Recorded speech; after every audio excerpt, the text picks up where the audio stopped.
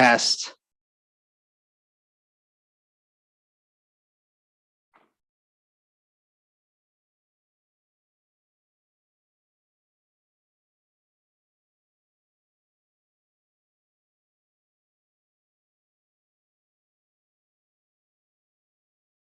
Why am I hearing no sound?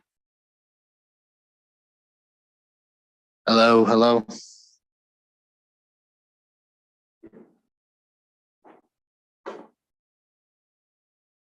Test. Oh my God, the delay is huge. Well, let it go through.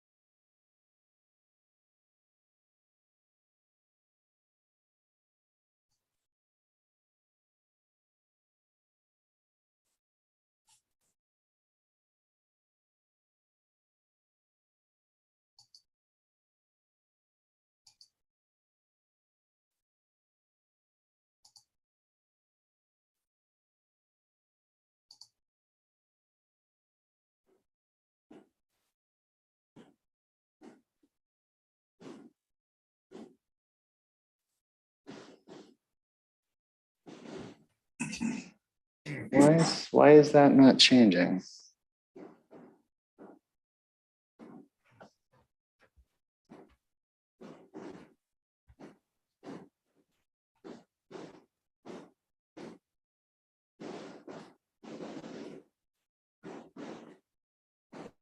Well, I'm gonna end the slideshow.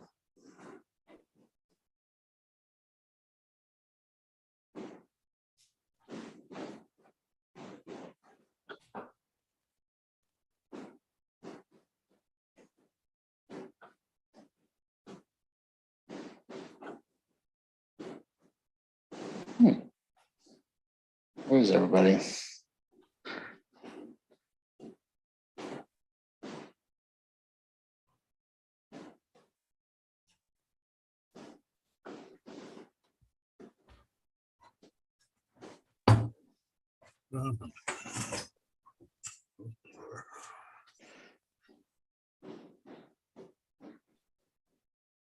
Just trying to see how. Come on, Dan, turn on your camera. I want to see your smiling face. Oh, wait a minute. All right. Let me participate here. Hold on a second here. Is this thing in the right mode?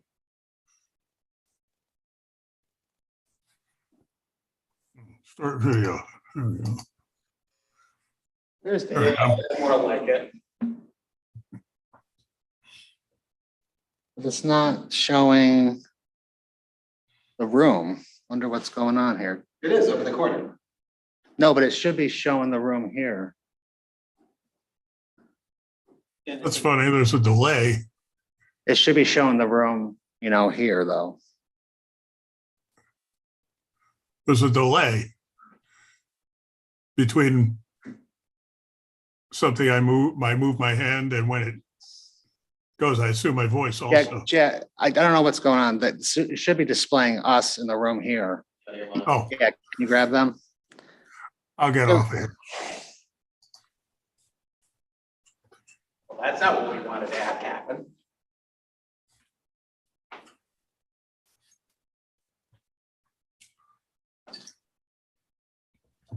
Should be set to presentation.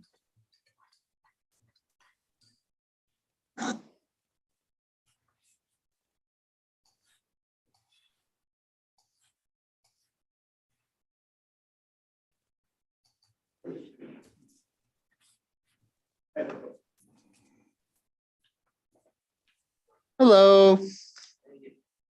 Good. Just trying to figure out how to get the room up there. Okay, so you wanted to show the room up so that it's visible up there? I think that's normally the case, right? I mean, I just want to make sure. Because right now, like there's another participant and that's his name there. So I guess I'm just wondering. So you want this to boost it up, so. I start my video. Let me just see here. Yeah, I think there's some settings so you can get it so it only displays. Yeah, So- library computer should be set to presentation. Exactly, so Mode? is that you? Yeah, and that's- your thing, okay, right. so you want yours to be showing to everybody. Well, I'm just right? trying to figure out, is this set to presentation? This, Yeah, okay, that's like the. Okay. It's on, set like that. hey, Dan, you there? Just want to make sure. Yeah, what's up? Okay, I'm just gonna do a test. Okay. I saw that on my screen a little while ago. There we go. Come on.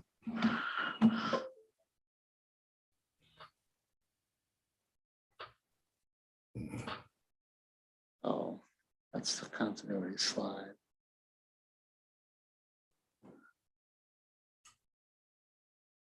Okay, all right, Dan, I'm gonna have you, I'm gonna test something here. Uh-oh. Okay. Remember last time, Dan, we had the issue with the slides not advancing? Right. All right, so I got slide 1 here. Okay. We're okay.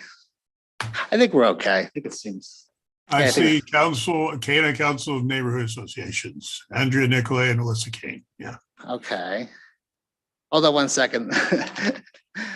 Do you see a test slide number 1? I see on the side panel, I see test slide number 1, test slide number 2, and I also see above it says the one that's on the big screen here. Wait, what do you So, see? What do you see on the main screen? I see the November Council of Albany Neighborhood Okay, Associations. CANA. It's not advancing. Right, it's not advancing. So let me try to stop share.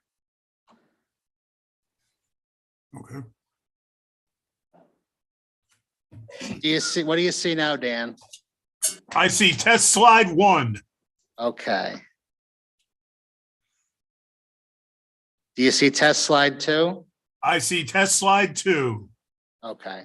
So, so basically, whenever we go to present, we have to stop the share and go back in again. Okay. Okay. Dan, do me a favor. If we have presenters with slides tonight Mhm. and we go to the second slide, just say, hey, the slide's not advancing. But I think what we're gonna do is I'm just gonna do that workaround, stop the share. And then just when I advance the second slide, we'll do it again. So. All right, so I'm just looking to see if it advances when you want it to. Yeah, don't let us get to slide 3, 4, and 5 and say, hey, the slides aren't working. Okay, I'll holler. But, so can you see now what? I see test slide number 1. Okay, and then you see that. Now I see the main council of Albany, the one with the picture. And now it's slide 1 again? Test slide 1. Okay. All right. I think you got it. All right, so I gotta basically come up here when slide 2 comes. Stop the share, reshare, and we're good to go. There must be a better way. So, all right, so it's 6:20. All right. Got 10 minutes to go. Got 10 minutes. I'm early. Okay, I'm gonna get a drink. I'll be right back. Whiskey's not allowed.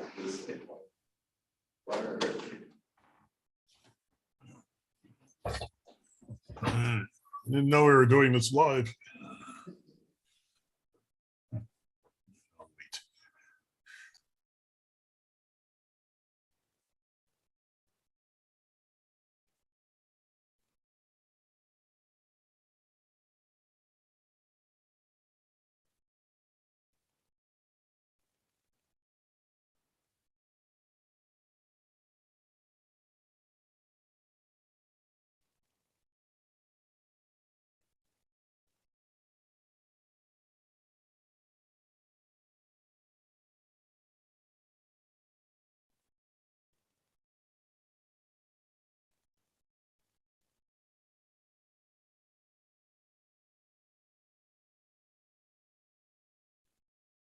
I'm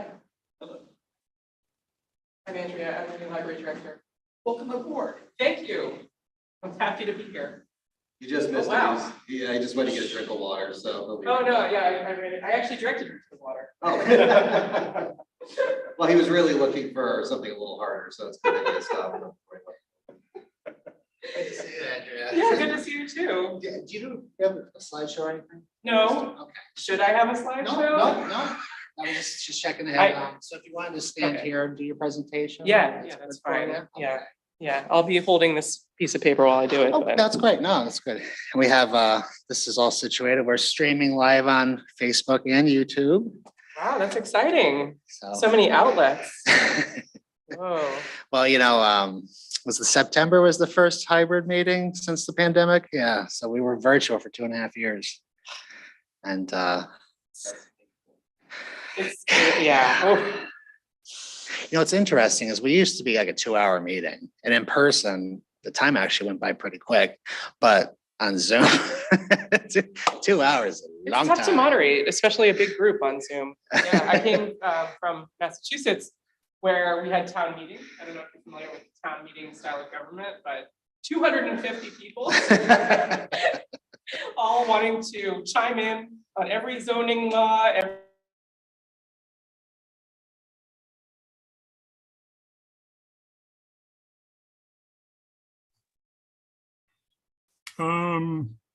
Suddenly I lost all sound from there. They get a little messed up. Oh, hey, Dan, we're still Back. here. It's back. Okay. Yeah, it was just gonna be a few minutes, Dan. We'll be right with you So when here. did you start? I'll hang in there.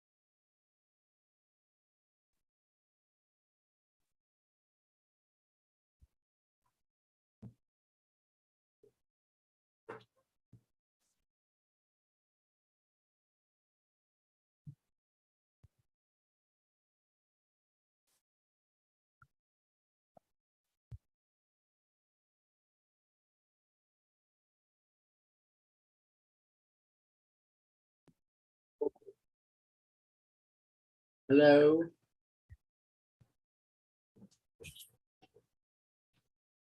Good evening.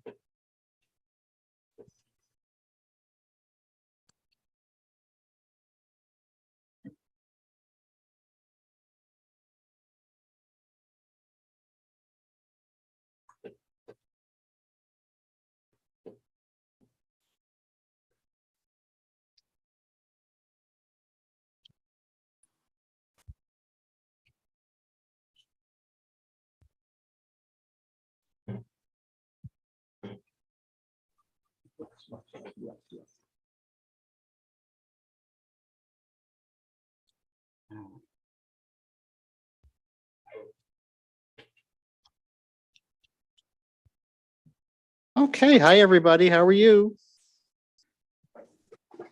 Good evening, Zach. Hi, Ray. How you doing tonight? Pretty good.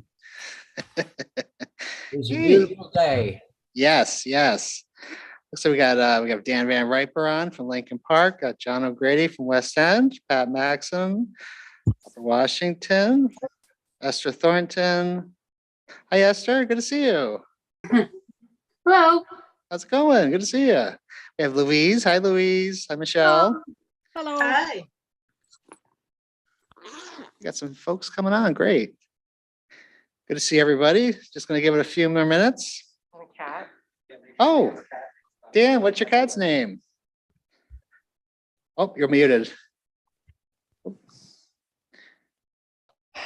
Hey, first time I ever saw Dan Van Ripper muted, huh?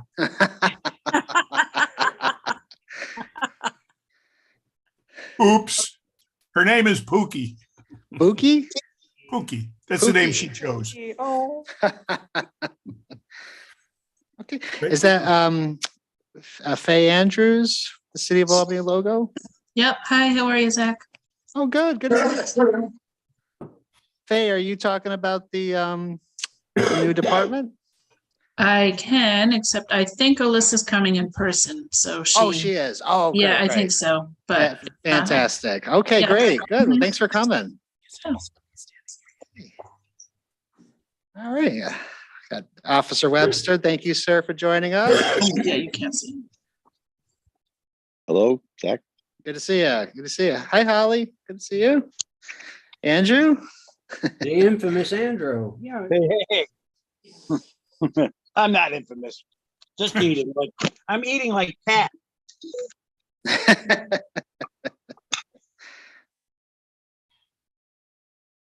Okay.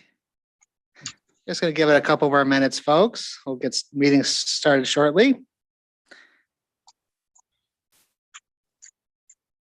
I wonder if I can spotlight this one though.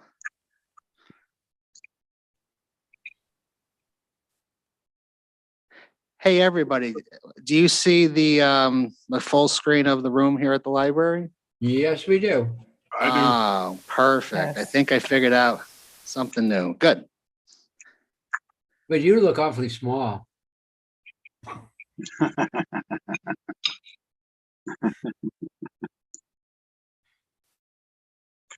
So then I remove my spotlight like that. Oh, okay, all right. Getting more tech savvy up here. Okay.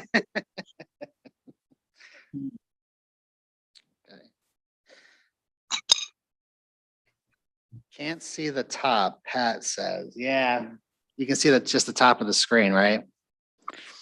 I can see everything. Okay. Okay, yeah, Ed Brennan, good to see you, Ed. Howdy. How are you? Good. How are you? How's everybody? Hey, hi, Lisa. How are you? Good to see you. Folks, we'll get started in just a minute.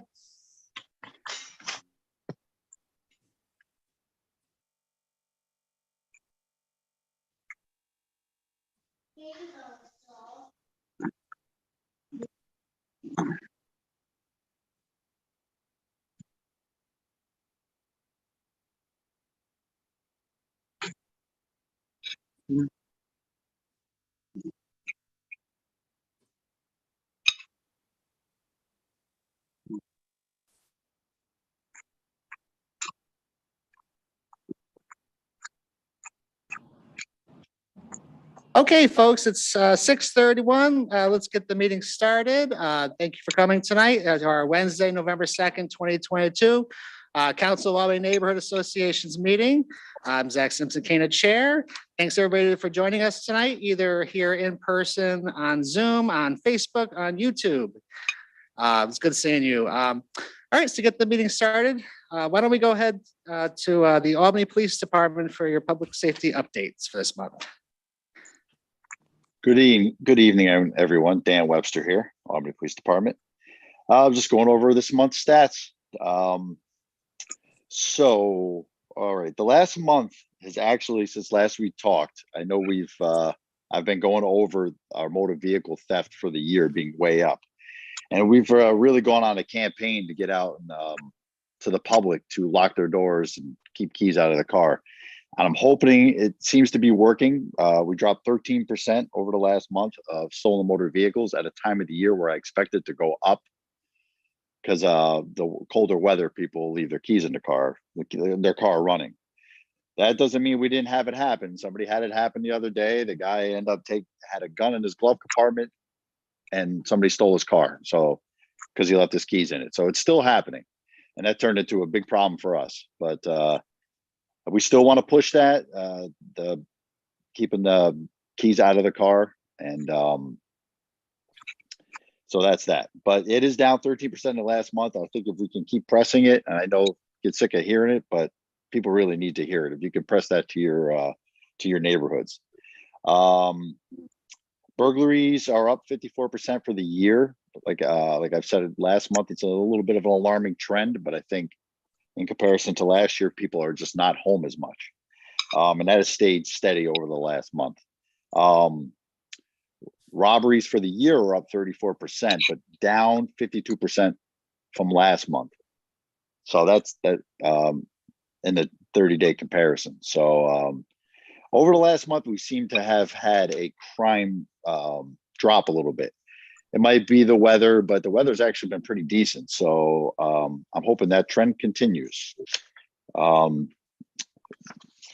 Shots fire calls to date, we're right around the same as last year. Confirmed shots fired 183. Last year at this time we were 191. So it's right around the same. And victims, same exact numbers we had last year, 86, which is crazy. But we have recovered 132 guns off the street so far this year. That's up 26% from last year at this time, and 95 gun arrests. The only good thing I can say about that over the last month, like I said, the trend is going in the right direction, is we're down 50% in the last month in shots fired. So hopefully that trend continues. Colder weather generally is our best friend, but crime still happens in the winter. So especially burglaries and car larcenies and things of that nature. So if anybody has any questions, I'd be happy to answer.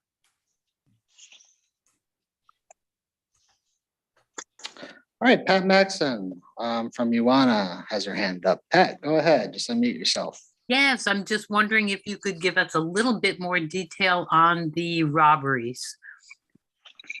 I mean, I don't have a list of where every robbery took place. But I look at the chart. It's kind of throughout the city, but the majority seem to be South End, Center Square area. The burglaries definitely seem to be Pine Hills, Center Square, Madison Ave, Park South area. That seems to be where most of our burglaries are actually happening right now. The robberies are pretty spread out. Central Ave seems to be getting the biggest brunt of it for some odd reason. Commercial burglaries are up over there. Popeyes got hit on Central. Steam Garden got hit on Central. The smoke shop got hit on Central. So that's what's going on. No licking, no licking.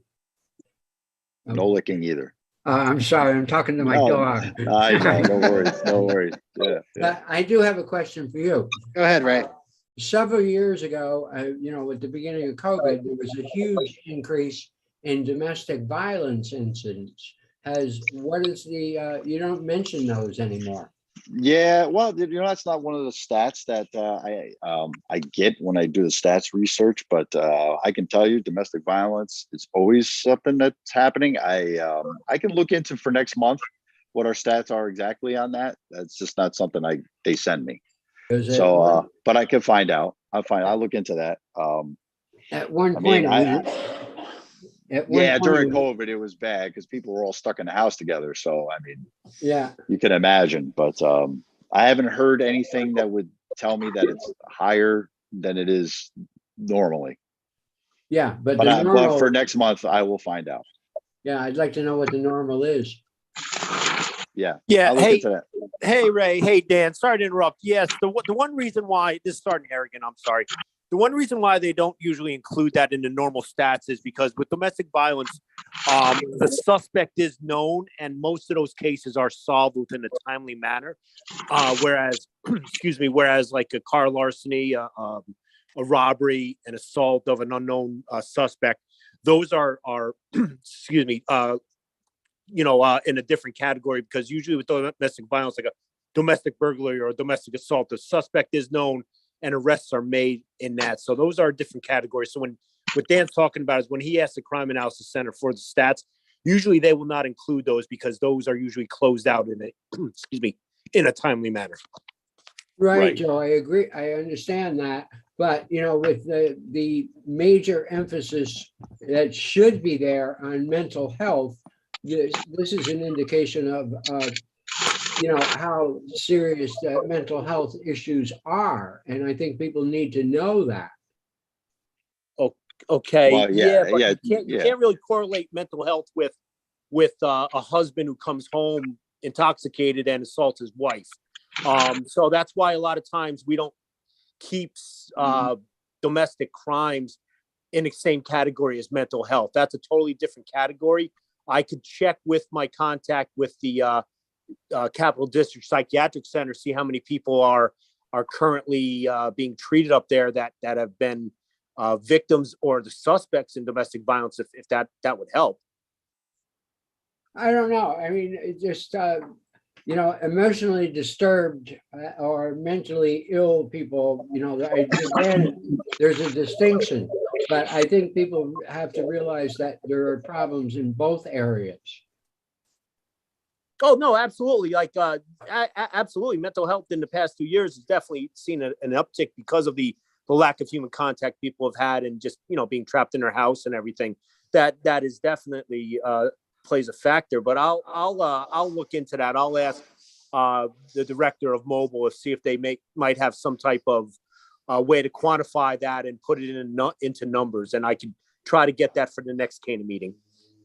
Thank you. Of course, no problem. It's good to hear you say that. Yes. Okay, any other questions for the Albany Police Department tonight? All right. Thank you very much, officers, as always, for attending, giving us our public safety update. Appreciate it very much. Thank you. Thank you, Zach.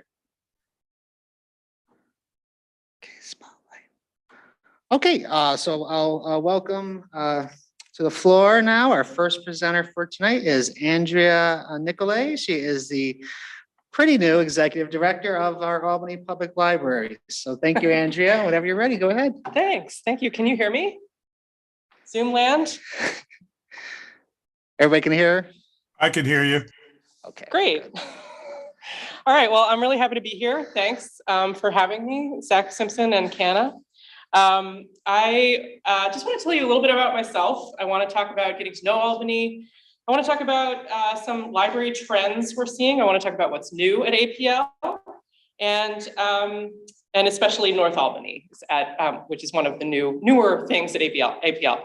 A little bit about me. So I'm originally from New Jersey. I moved here to accept this excellent, wonderful position as Albany Public Library's executive director in August. So I like how I've gone from brand new to pretty new.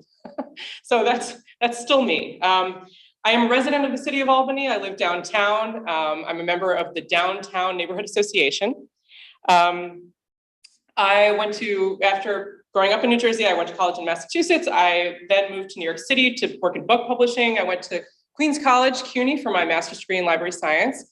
Holla, anybody from Queens College? My first library job was in adult services at the New York Public Library. That's kind of where I got my library legs, as it were. And I always had a passion for public programming and programming that really connects the library with its community and its neighborhoods. So that's kind of an area of passion for me. I was really honored to be part of the starting team at the Mulberry Street Public Library, which is a branch in Soho that opened in 2010. And that kind of leads into what I want to tell you about North Albany later. But I decided to move to Albany for a couple different reasons. I wanted a new challenge, and I also really admired the city of Albany. My sister had moved here in 2017, and I started to get to know the city. And my parents moved here in 2020, so all of a sudden, my entire family was here in Albany, and I decided to move here to be closer to family as well. So, how I'm getting to know Albany. Well, I had my first burrito from Bomber's Burritos on Lark Street. It actually was 4 meals in one burrito, which was amazing. You really get value for money in Albany in more ways than just the rental market. I'm really looking forward to visiting every single one of your neighborhood associations, so please invite me. I don't need to just come at budget season. I would love to come and share with your neighborhood associations about what's new at the library sometime soon, because I am new and I'm trying to get to know the community as well as possible.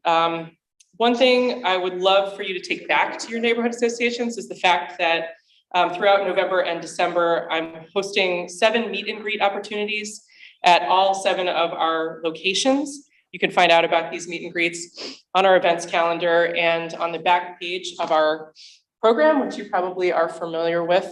So there's a little box showing all the locations I'm visiting at different times of day, different days of the week. So hopefully residents can come out and meet me, and I can share a little bit about my vision for the library services in the next few years.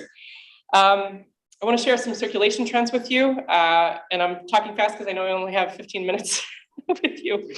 But I do want to call out that from October 2021 to October 2022, as you might imagine, circulation is way up over that period of time. So we've gone from 219,000 to 386,000, with picture books being the highest circulating format, which is probably not surprising for any of you. We always do really well with children's circulation. Print mysteries are actually second. And here at Washington Avenue branch, little fun fact for you, The Woman in the Library by Solari Gentile is the top circulating title at the moment. That road right there on the left. What is? The art show. Oh, okay. So Oh, you're Saturday kidding. or Okay, Sunday, yeah, you all can go during the day if you want. All right. And see all the people's art. It's right One down second. there. In this big Oops. building, right? That's Mara, sorry. Sorry about that. No Go ahead, problem. Go ahead. No problem. I also wanted to call out digital circulation, which is actually neck and neck with children's print circulation. So the very popular downloadable ebooks and audiobooks continue to be popular even after the pandemic and after us fully reopening. And so I'm really proud of that statistic. It's nice to know that people have rediscovered and discovered the library throughout COVID and are now using the downloadable ebooks and audiobooks, and they're growing in popularity. By the way, the Libby app is free. Anyone can download it through either the Android or iPhones, iStore. I don't have an iPhone, so I don't know what it's called. The Apple Store, Apple App Store, yeah. Available through both of those venues. So what's new at APL? We've reopened the North Albany branch on October 10th. We had a soft opening, and then we had a grand opening on the 19th. And I'm really excited to share with you that we actually now offer 12% more public library at North Albany. We actually increased the space of the library. The library at North Albany is shared with the middle school, the North Albany Middle School, which is beautifully renovated. And there used to be a YMCA there, which is now closed. We ended up getting to take over some of the YMCA, the former YMCA space. So now there's a new public meeting room at North Albany, 2 new study rooms, 2 accessible gender-neutral public bathrooms, a functional new service desk, mobile shelving, new carpeting and paint, and most thrilling of all, a fantastic new collection of library materials ready to be borrowed. And we've already seen room use happening at North Albany, so that's great. The word is getting out into the community.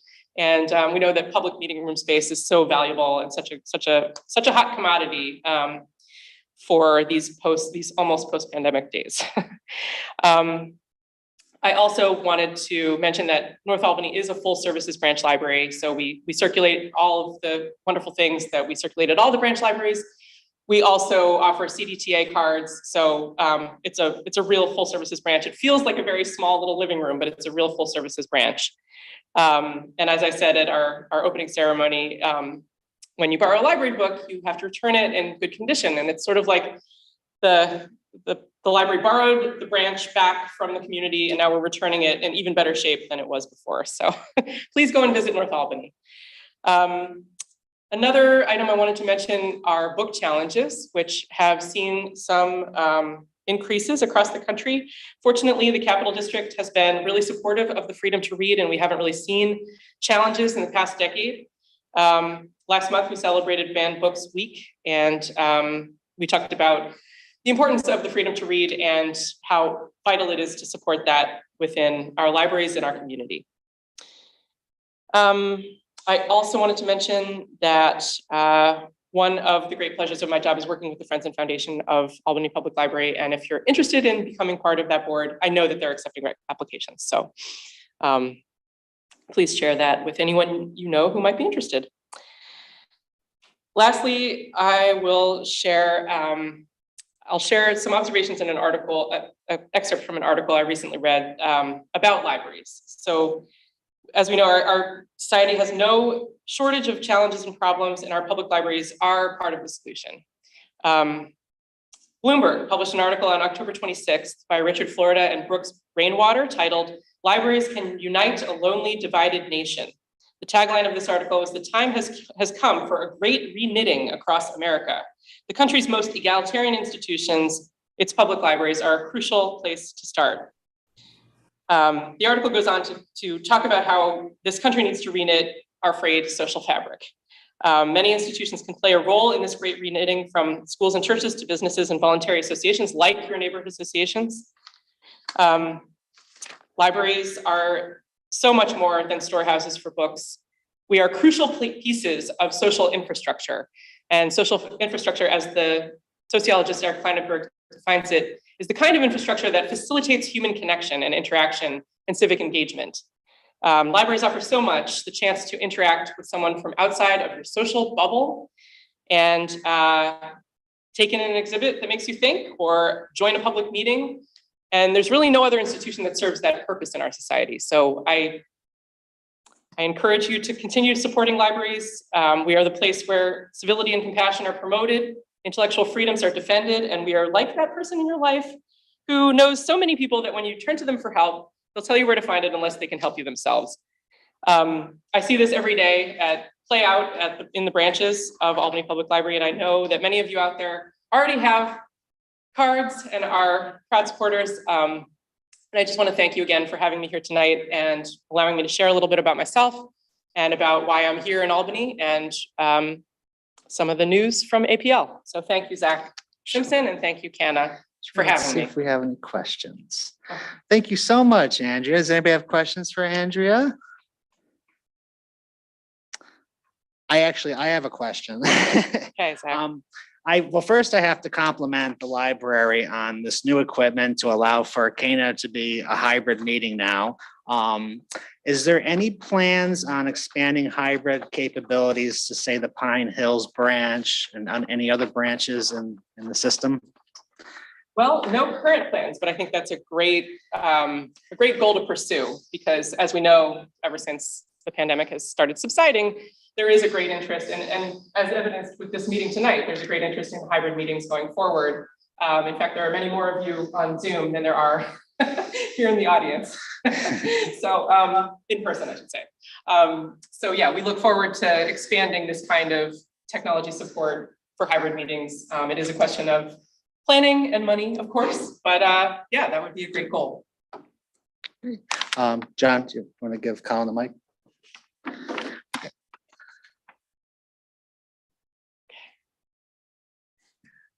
In reference to your comment about the banned books week, my understanding is that there was a teacher in Oklahoma who was fired for sharing the URL for the Brooklyn Public Library as a strategy for giving her students access to banned books. I'm concerned that the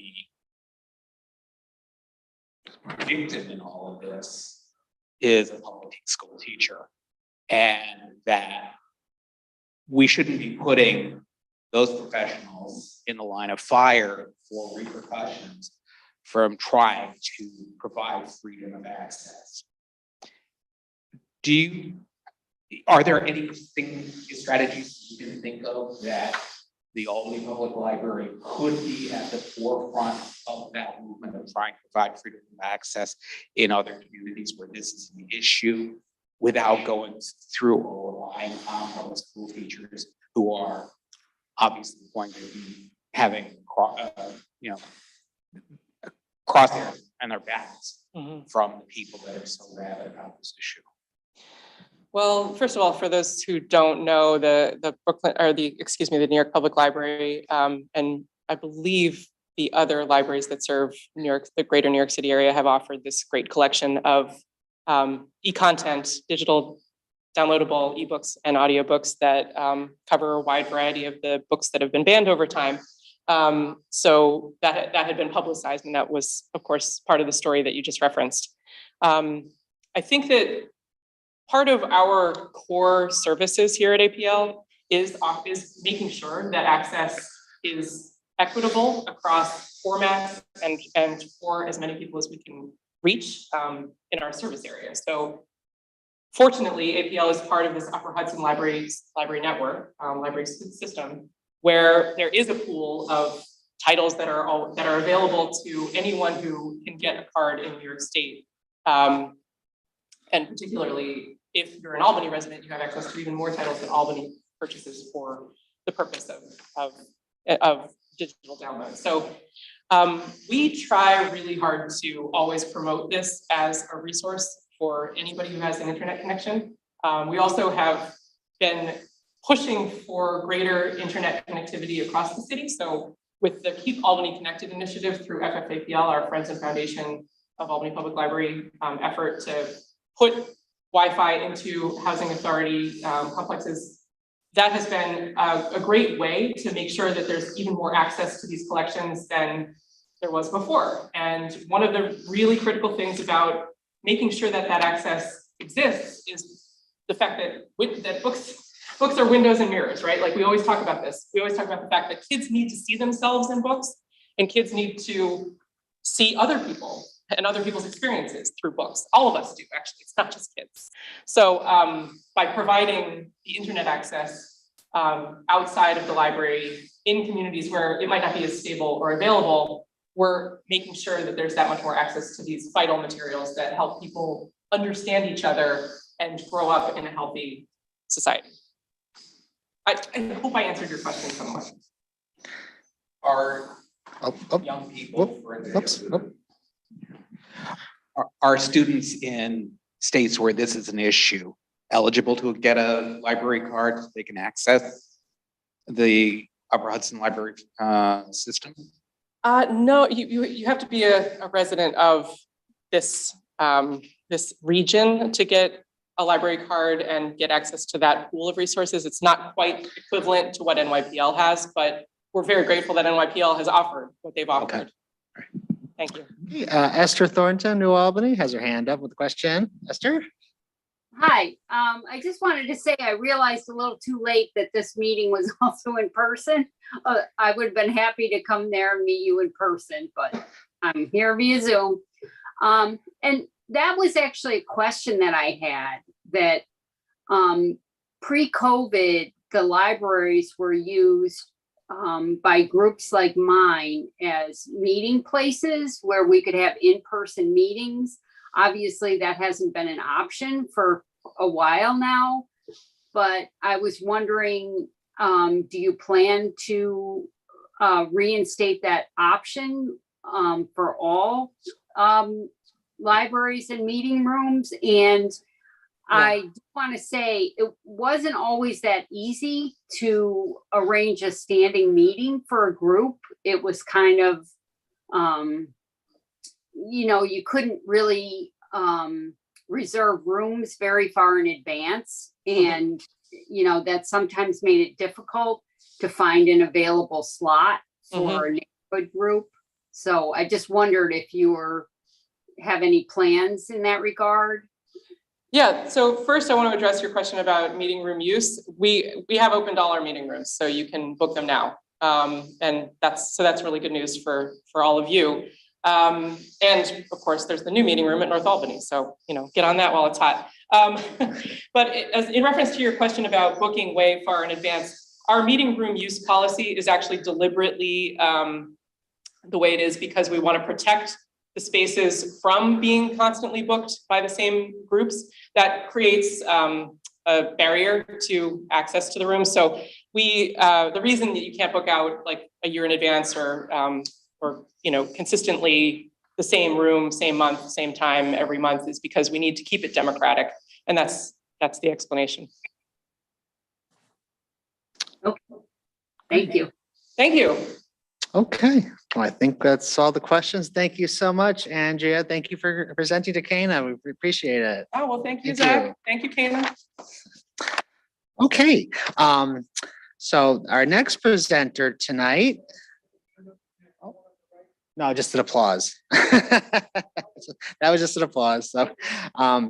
So, I want to welcome our next presenter, Alyssa Kane. She's the Deputy Commissioner with the City of Albany, and she's here to talk about the new Neighborhood and Community Services Department that's coming our way. So, thank you for coming. Appreciate it. Thanks, Zach. I want to also introduce the commissioner of the new neighborhood, acting commissioner, Faye Andrews, of the new neighborhood and community services. There she is. Yay. Faye. Hi, everybody. So most of you know Faye. She's was the director of ACBA for many years at 200 Henry Johnson Boulevard. She's been a familiar and active city leader. And so we're kind of gonna tag team. Faye, I think I'll start and then you'll jump in, yeah? Sounds good. Thanks. Excellent. So what's funny is that I cut my teeth here at the Albany Public Library when I was the development director, when we planned and built 5 beautiful branch libraries.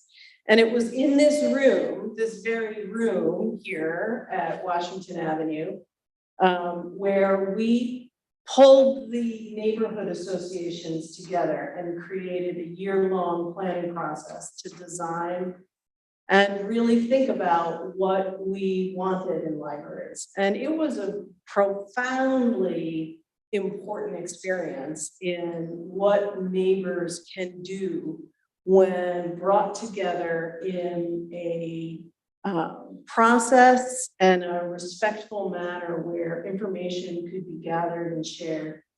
And we came up with some really great plans. In that planning as well was the presentation of best practices in library science for buildings of the size that we were looking at. And so it's one of my proudest achievements in my personal life, my professional life, to be part of these lovely libraries. And now I joined the City of Albany after 10 years working with Assemblywoman Patricia Fahey in constituent services. And I've joined the team at 200 Henry Johnson Boulevard for an effort by the mayor, Kathy Sheehan, who has proposed in her 2023 budget a new department called Neighborhood and Community Services. And the idea is to, as you all know very well, probably, there are 3 departments currently at 200 Henry Johnson Boulevard: our Planning and Development Department, our Building Codes and Permitting Department, as well as our Albany Community Development Corp agency, which does a great deal of funding for housing and other federal programs that come in to the city. So currently, the plan that the mayor has outlined is that there would be a consolidation and a coordination of efforts at 200 Henry Johnson Boulevard to provide seamless customer service She's proposing two very specific ways to do that. First and foremost, we will have a service desk at 200 Henry Johnson Boulevard. So we're actually in the process of designing a good service desk. And I always think about my experiences here at the library in terms of service desk. What does that mean when people come up to ask the questions that really matter to them? And so we're really looking at how to provide really comprehensive customer service, constituent service, so that we can get you to the answers that you need. The city does have many, many resources and programs, and we want to make sure that we're getting that to the people who are asking those questions. So that's first and foremost. That will be staffed by additional staff, so we will be hiring. And then the additional part of that is, I think, the most important piece for neighborhood associations, and that's the establishing of 5 new neighborhood specialists. And these are people who will serve as liaisons between neighborhood associations and organizations in neighborhoods and the services of the city.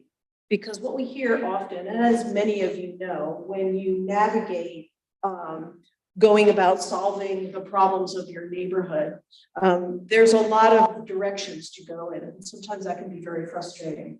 We're learning from a program in Phoenix, which has been in operation for over 20 years, where they have these neighborhood specialists who really serve in this liaison capacity. It's been very successful.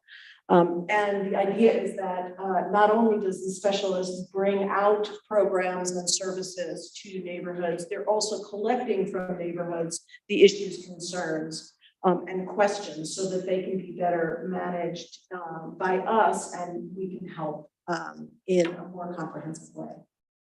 So that is all proposed in the budget. As you know, the budget is currently being reviewed and will be voted on in December. And so this is all to kick off in the beginning of January. So lots of news to come. So what is coming at you soon, I have sent invitations, information to all of you about inviting us to your neighborhood associations to talk more about this. But we've also invited you to help distribute information, which many of you have done, about a survey, customer service survey that we've been collecting information for our planning. And many of you distributed that. Thank you. Keep it coming through the end of November. And then we will be back in touch with you as soon as those job descriptions are ready. We're preparing them, working with civil service based on a tremendous job in doing that. And we will be hiring. So those jobs, if you can get those out to your neighborhood associations, that would be very helpful. I imagine that in the beginning of the year, we will be introducing you to the neighborhood specialists as we hire them and they get up and operational. So they're going to be attending your meetings, bringing you information, bringing back information. I have heard the mayor talk about this in terms of the good job that the APD has done in terms of those engagement officers and the reporting there, and we aspire to be as helpful in that regard. So that's where we are. Faye, do you want to jump in? Switch the spotlight over. Okay. That's okay. I think you covered a lot of the most important things, and probably it would be beneficial to people if they wanted to ask any questions at this point. Okay, I'll stop the spotlight.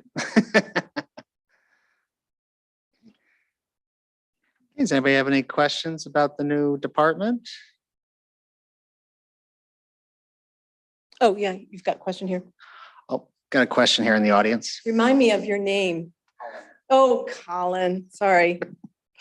Will the new employees, the specialists, have a portfolio of certain neighborhoods that they only work with, or will it be shared among all? Yeah, so we're currently looking at all the ways that the city is divided up, not just neighborhood associations, but wards and also need areas. So for instance, the APD and the fire and codes all have different kind of areas in the city. So we're looking at, how do we divide 5 people among a city our size? So we're currently in that, and we'd love some input from neighborhood associations about contiguous areas that seem more natural, connected in connection. Faye, did you want to elaborate on that?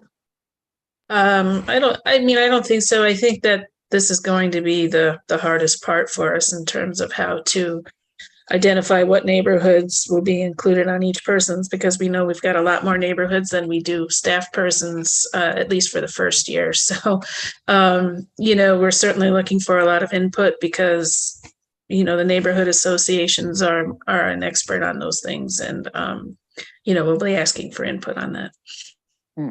What we heard from Phoenix is that they did some re-evaluation periodically of those regions, depending on what was going on in neighborhoods and what the needs were. So I think, and also those 5 neighborhood specialists will be working together and using their collective expertise to address certain issues in neighborhoods. So there may be some cross collaboration, kind of see where they might work together in certain neighborhoods depending on what the issues are. Do you have any thoughts about it, Colin, just right off the bat? I like the idea of each employee having a specific portfolio of neighborhoods or wards. Also, what sorts of background in terms of training experience are you looking for these new hires? Faye, do you want to speak to that because you were working on the job descriptions? Sure, I can. We're certainly looking for people who have a vested interest in the city of Albany. People who know the city well and who know what the issues and the concerns are of all of the neighborhoods. But we're really we've got the job descriptions pretty much finished, and also I think approved by civil service. So we're hoping to get them out sooner than later, so that we can have them published and people can start applying pending the approval of the budget. I think they're gonna need to be able to hold all things at the same time. So balancing the needs of the neighborhood as well as the resources of the city and connections with other organizations. So in some ways, it's almost like a case manager. They have to have that kind of ability to hold a few things like that together. I think Esther had her hand up first. Esther, go ahead. I was just wondering, I believe you sent out a survey to the neighborhoods, which I forwarded to my email list, that was about, what issues that you would like this new department to concentrate on. Do you have anything that you can share from that survey in terms of what feedback that you got?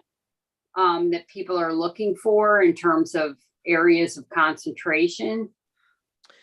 Well, I would just clarify that the survey was more about what people's experience of the service they received at 200 Henry Johnson Boulevard. And so, and the reason we've done this survey is really to inform the staff planning so that we know where we can train to the gaps.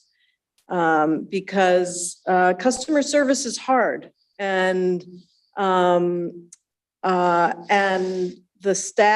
city staff have been working, really hard during COVID. Municipalities, states, our public workers, in all industries are challenged to meet these expectations. So we want to know where those gaps are. And I can tell you that just a very cursory look, I would say that 80% of our folks, our constituents, are pleased with service. And then there are the gaps, and those are the places we have work to do. And the ironic part is that everybody knows that, staff knows that, we know that, and we're looking at systems so that we can help with that, rather than, we're gonna take that everyone has goodwill towards helping and work from there. So, yeah, we'll be using that internally, but thank you so much for getting that out. They're coming in. Okay, I think Ed Brennan in Norman School has his hand up. Ed? Yeah, hi, thank you. Yeah, I'm just trying to figure out how this is going to, how this changes how people normally deal with government in Albany. I mean, I think traditionally, if you got a problem, you usually go right to whatever department it is and you call them up. And if you don't get an appropriate response, you think maybe you go to your council person, or maybe you write a letter to the mayor and then the mayor passes on the letter back to the department. Something happens behind the scenes, but how do you imagine this is changing how people deal with city government in Albany, as far as like the way things are done now? Faye, do you want to take that? I'm happy to if you. Yeah, we can tag team this one, I would imagine. I'm hoping that this will help everybody to address the concerns that they have in a more timely manner. You know, this person, the neighborhood specialist, is going to be working with a lot of different people and will form, you know, really strong relationships with both the neighborhood associations, the people in the community, as well as the council members and other city departments. So, you know, if they can't answer your question right away, I think they'll be able to get to the other departments who can answer your questions and address them in a more timely manner. One thing I didn't mention is that there are plans to move C-Click Fix up to the 200 Henry Johnson Boulevard location. And so what we're hoping is that you'll be able to make a phone call and get a person, you'll be able to email and get a person to respond to you, and you'll be able to show up at Henry Johnson Boulevard and see a person and ask your question. And so you can kind of imagine what the back end is looking like right now, that we're really having to identify and list the protocols in answering all those questions in the city system, so that our front end people who are answering phones, answering emails, and answering front desk can answer those questions or get people to the next step. And you brought up the issue of how people try to get their questions answered. It often has a path quality. Right? It starts someplace, but it doesn't necessarily mean that was the right place. So what the front end is really imagined to do is triage that so that you get to the right next step. And that we have some way of tracking that and being able to follow up when that doesn't happen as quickly as we'd like. So we know with C-Click Fix, 80% of the reports get addressed. Those 20% don't, and people get really mad about not hearing. And that's what we're trying to tighten up. And we'll see, you know, I think with more people dedicated to the overarching functions of the city, that might work. And we can learn a lot from reference librarians. Right? The collection of good information and getting people to the next book. Yeah, we know. We have systems right here in the city of Albany who can do that. Okay, Dan Riper has his hand up. Hi, Dan. Hi.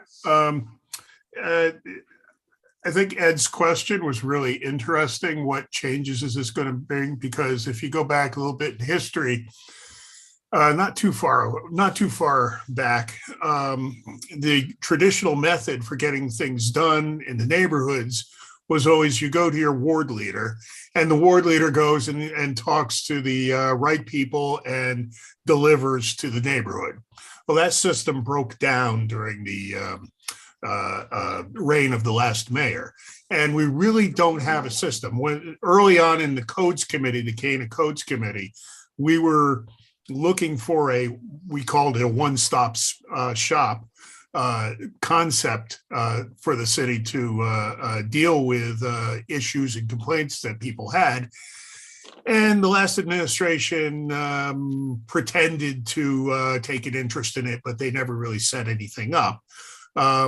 So basically, we've had just chaos. We've had the see-click fix, which is improvement, but we really don't have a solid system. So this really sounds like there's a decent coordinated system being put out here, and it essentially is going to be replacing that old ward leader system. That's the way I see it. Faye, do you want to respond to that? I was here. I remember those other attempts, so I know what you're talking about, and I hope that this is a better way to address those issues. I don't know if we're replacing ward leaders, but we're certainly working with all the council members and all the neighborhood people who we can in order to make the whole new system work. Okay. Well, the old system is really non-existent now, so it's gone. Yeah, I hear you. But on the other hand, we've always needed a system for this kind of communication thing. So I'm glad to see that, that this is being tried. Okay. Any other questions, folks?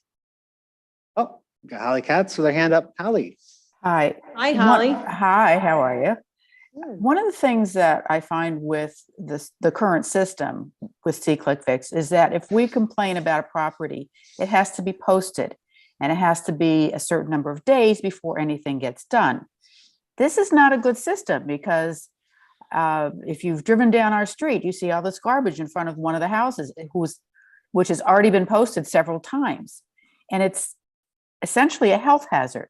So we need to tighten that up somehow, change the regulations so that we can get these things addressed the same or the next day rather than 10 days later. So I would hope you take that into consideration and try to change that.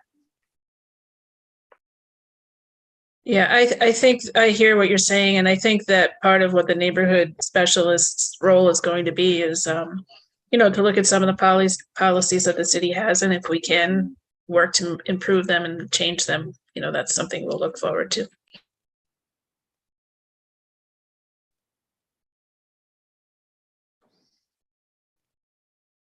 Any other questions? All right. All right. Well, thank you very much. So much. And Thank you. so I think I've emailed all of you. So please keep in touch and we'll be back in touch with you. Great, great. All right. Thank you very much. All right. So next on the agenda, John O'Grady, do you have a codes committee report for us? Not really. We had a meeting last month. That would be the last meeting of the year. I would really like to write up some minutes on that. And if I'm successful, I'll send them to you, Zach. Okay. Thank you very much, John. Okay. All right. So going on to new business, before Joe and Maura deliver their nominating committee report for the 2023-2024 CANA term, I just wanted to say a few words to the group. First, I just want to thank everyone, all the CANA members, for working with me these last 2 years as your CANA chair. After significant thought and consideration, I've advised the CANA Executive Committee and our nominating committee, I will not be seeking another term as leader of CANA. December 7th will be my last official meeting. If anybody has an interest or knows somebody interested in serving as our CANA chair, please have them email our nominating committee members, Joe Kniff and Maura McNulty directly.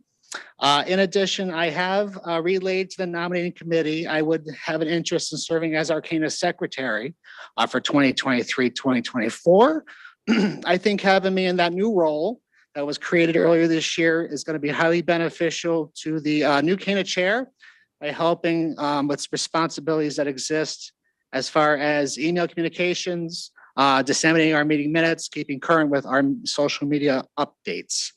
So again, it's been an absolute pleasure to lead this group these last 2 years. I hope I have served all of you well.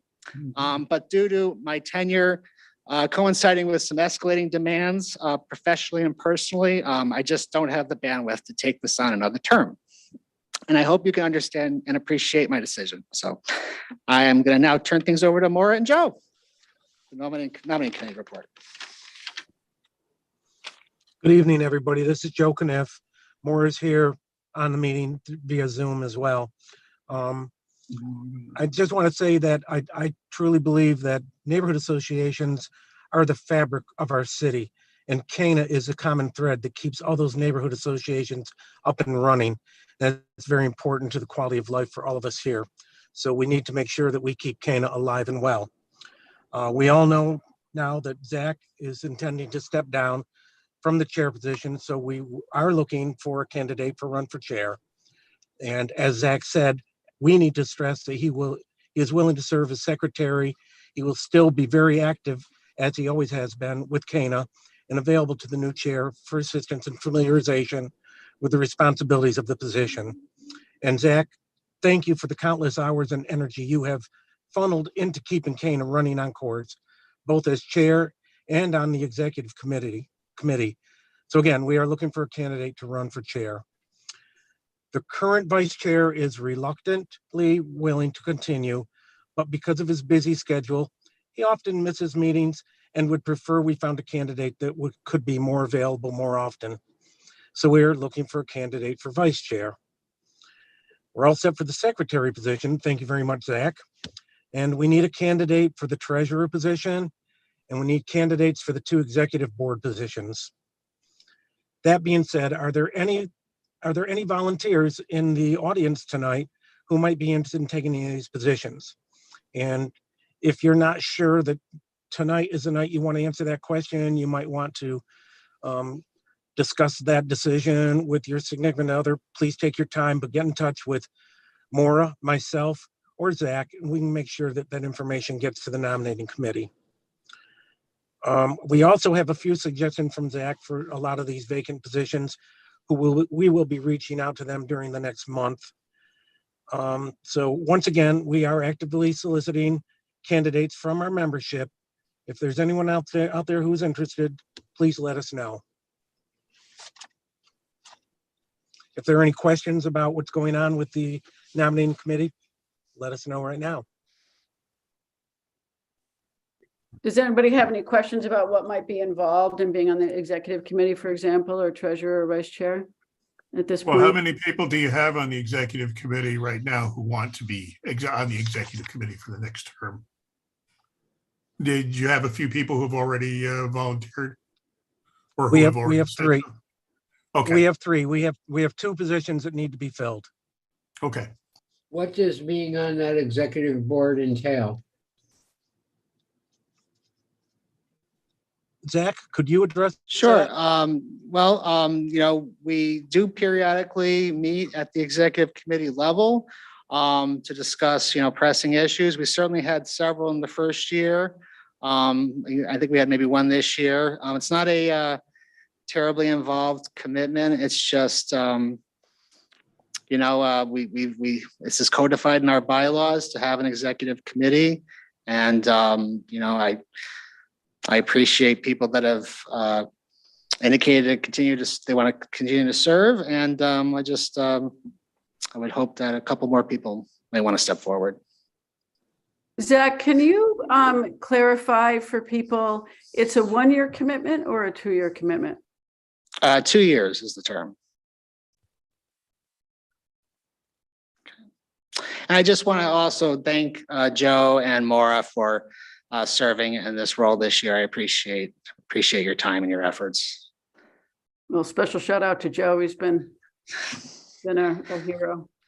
And shout out to you too, Zach, because thank you. Albany would not be Albany without you. That's for sure. Yeah, and I agree, Zach. You've been spoon feeding us in order to lead this search for people to be on the committees. So thank you. Sure. Okay. Oh, it's just a clap. It's a clap, not a hand up. Any other news tonight that people want to bring up, neighborhood? specific? Okay. So December 7th will be our next meeting. It'll also be hybrid. And on the agenda is Akum Nordur. She is the author of a really great book, The History of Here, a House, the Pine Hills Neighborhood, and the City of Albany. And then Pamela Howard, Executive Director of the Historic Albany Foundation. And then we'll also have our elections of officers. So, okay. All right, folks, if there's nothing else, I'll call the meeting adjourned at 7:26. Unless Pat's got her hand. Pat, you got something? She's waving goodbye. Yes, I am going to be waving goodbye, but I know it was already distributed. But once again, a reminder that the League of Women Voters is celebrating our big birthday party on November 17th. We've got a lot to celebrate, and in this instance, there is no big business agenda. We will not be taking minutes. We are really celebrating 100 years of the League at Temple Beth Emeth. So if you don't have the details, be in touch with me, and I hope to see some of you there. Okay. Now I'll wave goodbye. Thank you very much, Pat. All right, Thanks, everybody. everyone. We'll see you next month. Take care. Thank you. Bye.